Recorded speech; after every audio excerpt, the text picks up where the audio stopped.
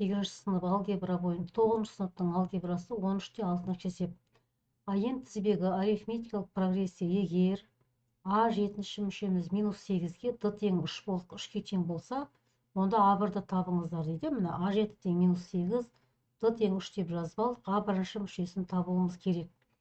Біз бірінші арифметикалық прогрессияның енші мүшесінің формуласын жазып аламыз. Бұл дегеніміз А-ен тең А1 қосу n минус 1-ді. Енді А1-дің орнына А7-ні қоямыз. Бізге А7 тең А1 қосу 7 минус 1-ді. Мұндағы n-нің орнына 7 қойып шықтым. Енді А7 тең А1 қосу 6-ды. Осы формуладан А1-ды тауып алуымыз керек. Өйткені мұнда А1-ды табыңыздар деп тұр ғой. 7-ші мүшесі минус 8-ге тең.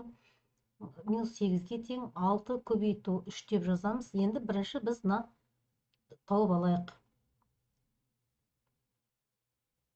А1-дің формуласы А1 тең А7 минус 6-ды болады. Енді А1 тең А7-нің орнына минус 8-ді әкеліп қоямыз.